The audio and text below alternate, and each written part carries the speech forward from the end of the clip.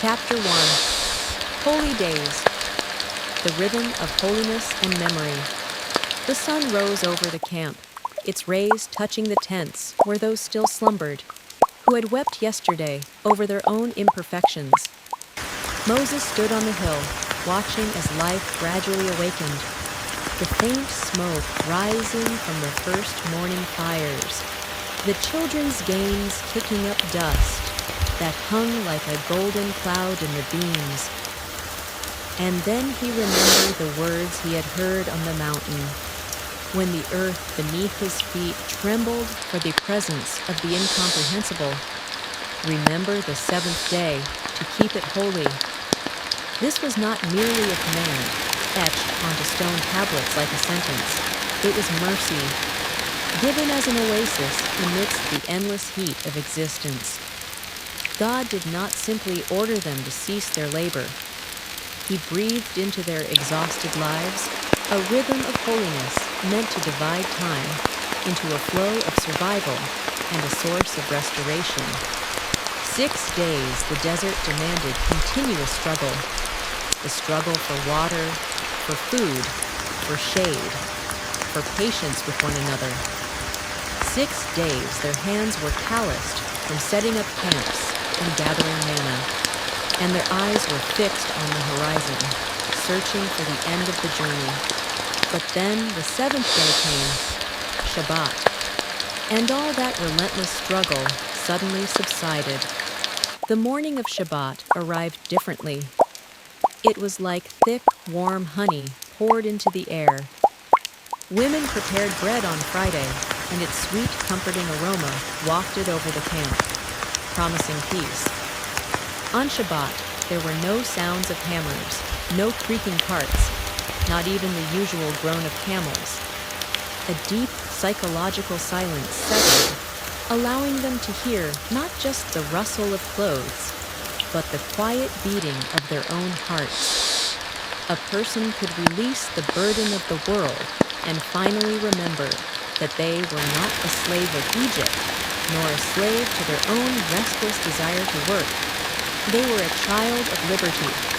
Shabbat was a weekly testimony that the world does not rely on their efforts, but on the will of the Creator. God taught the people to celebrate, not for lavish indulgence, but for memory. The feast of Passover, Pesach, became not just a remembrance of the night when the angel of death passed over their blood-marked doors. It became a living symbol of freedom bought with blood. Every year, eating bitter herbs, they were to taste the flavor of slavery in their mouths.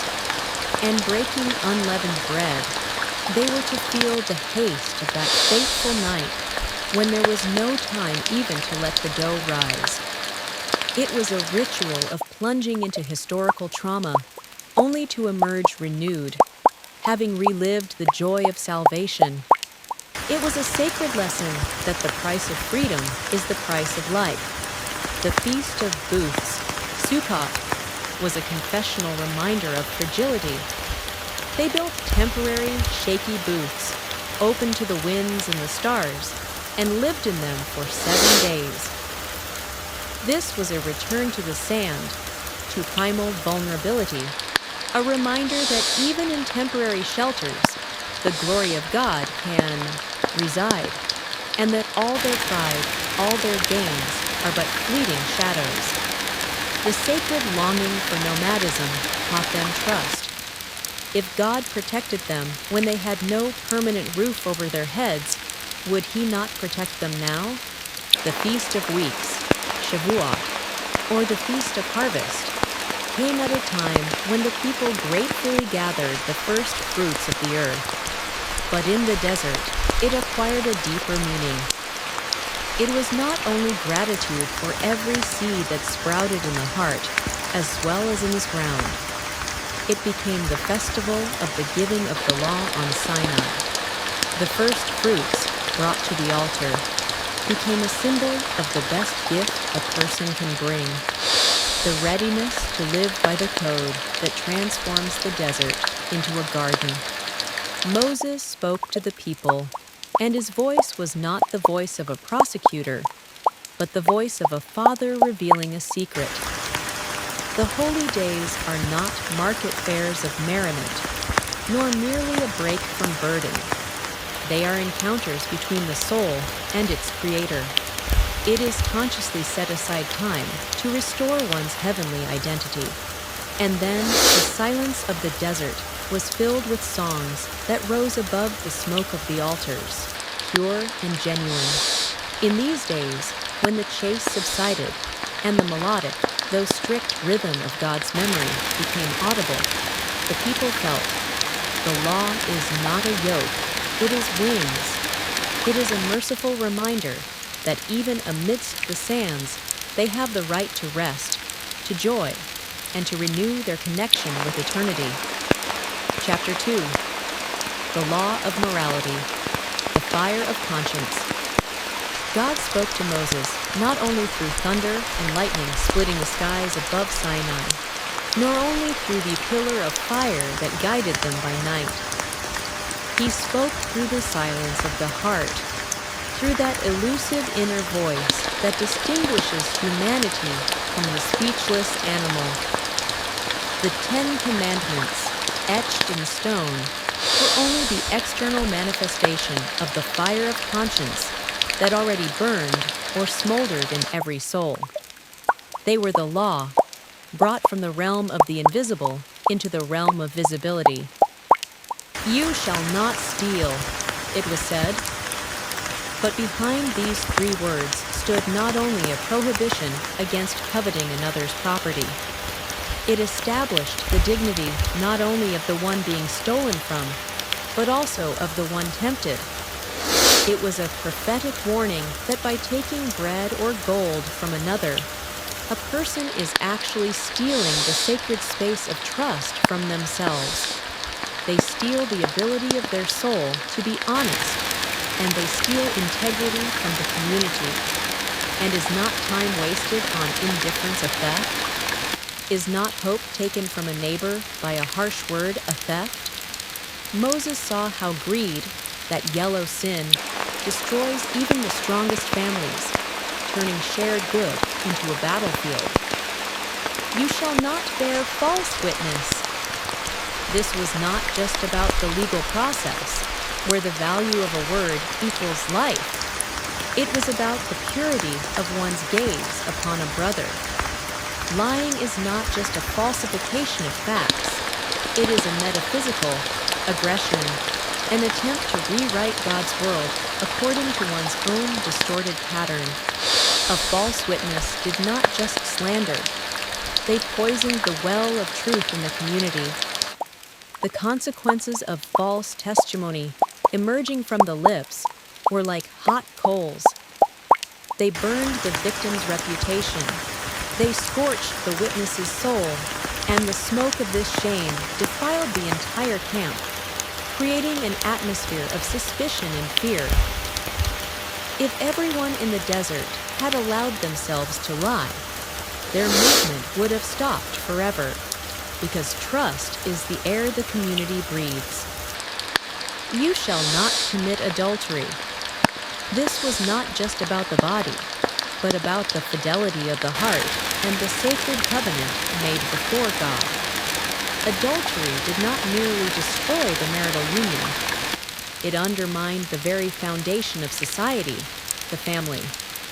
It was the neglect of the inner sanctuary, where the fire of pure love and devotion should burn. Moses knew that when a man or woman allows lust to settle in their heart, they turn their inner world into a battlefield where tenderness, trust, and respect perish. This sin, like invisible rust, corroded souls, leaving behind bitterness and loneliness worse than the desert itself. In those days, as the people traveled through the sands, every day became a test of conscience. The danger was not only in the tabernacle, which the unworthy were forbidden to enter. The danger was within. For it is not a stone on the road that trips a person, but their own indifference to the voice of the law. And then Moses, who himself endured all the agony and temptations, understood. The true law is not a police officer standing over the soul, but a mirror in which a person sees not only their deeds, but their soul, which yearns to be pure. This mirror illuminated the shadows that a person tried to hide even from themselves. The law demanded not only external compliance, it demanded metaphysical transformation. You shall not covet your neighbor's house. This final commandment was the deepest and most dramatic. It penetrated the very root of sin, into desire. God demanded control not only over actions, but over the source of actions, thoughts and envy. This demand was unbearable and at the same time liberating, because it gave a person the opportunity to cleanse their inner world before sin could manifest in the external world. That is why the law was fire. It burned away inner impurity. It forced a person to tremble in fear of their own shadow, and at the same time, it granted them incredible dignity. The dignity of being morally free and responsible for their choices. It was the fire of conscience, lit on stone, meant to burn in the flesh of the heart forever. Chapter 3. Priesthood and Service. Fire among the people. When the first priests were consecrated, the air around the tabernacle thickened as if before a storm. It was the moment when the invisible kingdom manifested in visible robes, when the abyss between the perfect holiness of God and humanity corrupted by sin was to be bridged by a single, narrow path. Moses saw the light of fire playing on the faces of Aaron and his sons. It was not an ordinary fire, not from torches, but the presence of God that scorched their mortality. Aaron, in robes of fine linen and the glittering ephod, stood before the altar. His hands trembled not from fear of punishment, but from the realization of the overwhelming mission. He stood between the living God and a people who were a mixture of dust and disobedience. Every movement of his hands, every step, every phrase of prayer had to be impeccable, because the slightest mistake could lead not just to the failure of the ritual, but to a fatal rupture of the covenant. The breastplate on his chest, inlaid with 12 precious stones, symbolizing the 12 tribes, glowed in the tense light. It was not just a piece of jewelry, but a living heavy map of the people he carried in his heart, like an unbearable burden of responsibility. God established the priesthood not for privilege or power, but for exhausting, constant service. Their life was the law. They were not allowed to touch the dead. They had to adhere to the strictest rules of purity, for they were living conduits of the holy into a sinful world. They were the guardians of the threshold, standing day and night between the divine fire and the easily flammable human essence. When Aaron poured the blood of the sacrifice on the altar, it was meant to remind the people not of death, but of substitution and purification. The life contained in the blood was returned to the Creator as a ransom for sin. The smoke of the sacrifice ascended to heaven, not just the smoke of flesh, but the breath of atonement. This smoke was like a signature beneath the promise of mercy, an invisible bridge from earth to heaven. A special place in the service was occupied by incense offering. The smoke of the incense rose, carrying prayers and thanksgivings. It was an aroma that covered the stench of sin and fear, creating an atmosphere of acceptance. Aaron, surrounded by this thick, fragrant smoke that shielded him from the blinding fire of God's presence, was transformed into a living prayer. And the people, looking at the flame consuming the sacrifice, saw in it not only sacrifice, but a promise of mercy. Everyone who brought a lamb or a heifer felt the deep, bitter pain of guilt recede, replaced by fragile hope. They saw how their sin, their imperfection, their violation of the law, all of it burned up in the flame, and God accepted it. But the priesthood was not limited to the tabernacle. Moses taught that the priest must be a light among the people, his life a continuous sermon. He was to teach, to judge, and, most importantly, to diagnose spiritual impurity, such as tzara'at, mentioned earlier, separating the leper from the clean, the sinful from the holy. It was a daily, thankless task to carry holiness not only in ritual, but in everyday life, in quarrels, in disputes over boundaries and property. The priests were condemned to be pure, lest their service turn into a consuming fire for them. Recall the tragedy of Nadab and Abihu, sons of Aaron, who brought strange fire to the altar. Moses saw their charred bodies and understood. Holiness does not tolerate carelessness. God's fire is either light or a consuming flame. This drama became a perpetual, terrifying reminder to every priest that his service is a walk on a razor's edge. Thus, the priesthood became the heart of the law, a meeting point where humanity, scorched by its own sinfulness, could receive forgiveness and feel accepted again. It was the fire among the people, burning not to destroy, but to illuminate the way. Chapter 4. The Law of the Land, the gift that has memory. When Moses spoke of the land, his voice became soft, as if he were speaking of a child or an old, wise mother. For the land is also a creation that listens and remembers. It was the first arena of labor, the first victim of sin, and the first object of God's promise. It was their future, their inheritance, and therefore required its own law. "You shall not exhaust the land," he said, his words sounding like an ancient, almost forgotten song. "You shall let it rest every 7th year, and you shall not harvest what it gives of its own accord during this year of rest. It shall be for you and for your servant, and for the sojourner, and for the beast of the field." This was not merely agricultural advice. It was radical theology of trust. The law of the Sabbath for the land, Shabbat Ha'aretz, required humanity to fully surrender to providence. 6 years you work, you plow, you sow, you control, you accumulate. But in the 7th year, God demands you stop and fully trust Him, believing that the harvest of the 6th year will be so abundant that it will last for 3 years while the land rests. This was a direct attack on the root of human greed and control. It taught them that the true master is not they, but the Lord. And the land, like a woman who had long been silent, returned a bounty not only in the field, but in the hearts of the people, teaching them generosity.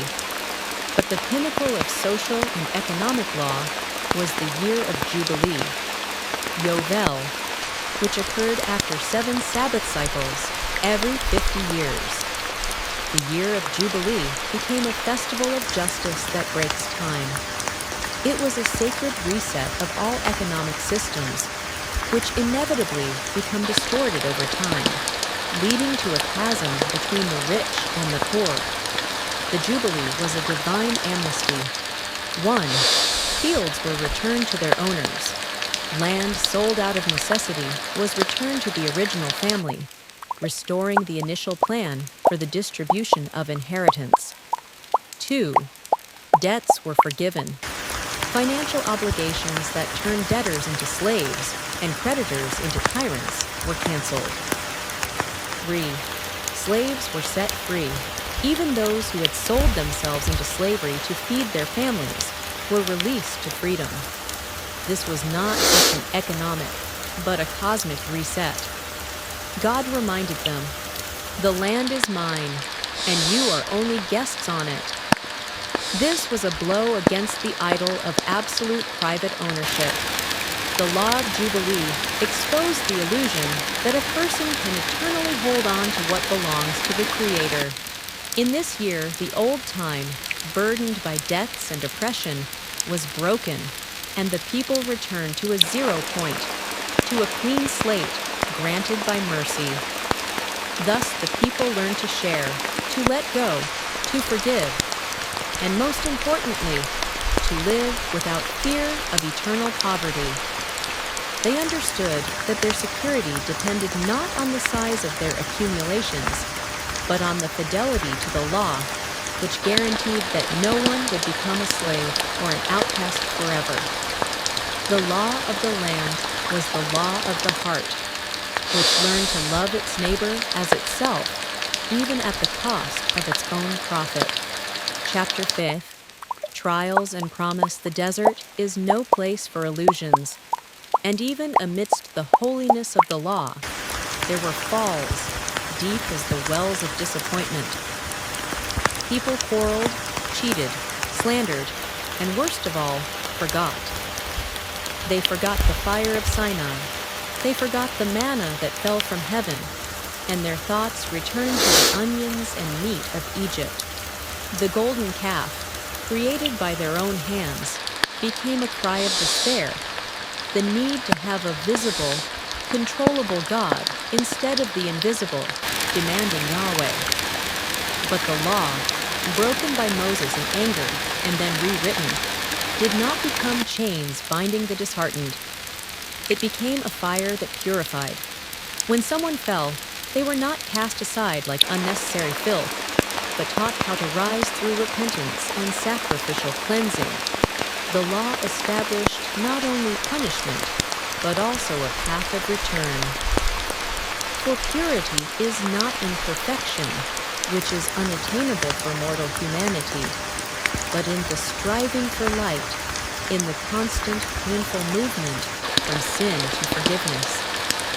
Every trial, whether a lack of water, a snake bite, or a rebellion, became not a punishment, but an educational process. God allowed them to face the consequences of their choices so that they would forever remember. Violating the law is not just an offense against God, it is the destruction of one's own life. And so, when the long, exhausting journey came to an end, and Moses' gray hair mingled with the desert sand, it was time for farewell. He stood before the people for the last time. It was on the plains of Moab, and he looked at the horizon where the promised land trembled, greening under the warm rain like a paradise garden. His eyes, which had seen fire that consumes and anger that passes, now shone with peace, deep as Sinai itself. Moses knew he was not destined to cross the Jordan. This was the last, most cruel lesson. Service is more important than reward. But he knew he was leaving behind not just a crowd of nomads. He was leaving a people in whose hearts the law burned, inscribed not on cold, heavy stones, but in the flesh of the heart. He did not merely hand over the tablets. He handed over the spirit of the law. He taught them to love, to forgive, to remember, and to trust. His farewell speech, full of bitterness and prophetic hope, became his testament. I have set before you life and death, blessing and curse. Choose life. It was the final dramatic call to free will. Moses could not guarantee them success, but he gave them the key, choice. And that choice was to become their daily battle and their eternal promise. He departed in silence, leaving behind not a grave, but a living code that was to become the foundation of their national and spiritual identity. Epilogue. The heart of the law Moses understood. True holiness is not in the perfection demanded by people, but in the constant seeking of God, in the tireless striving to emerge from the shadow of sin into the light. God did not demand that people be sinless. He called them to be alive in the fullest sense of the word, to remember, to celebrate, to purify themselves from the burden of the past, to serve and to love, not hiding behind rituals, but giving themselves completely. The law, which began with the thunder of Sinai, concluded with a whisper of mercy inscribed in the heart. It became their guide in the moral chaos of the world. It taught that true purity begins not with water, but with intent. It taught that ownership must be service and rest, worship.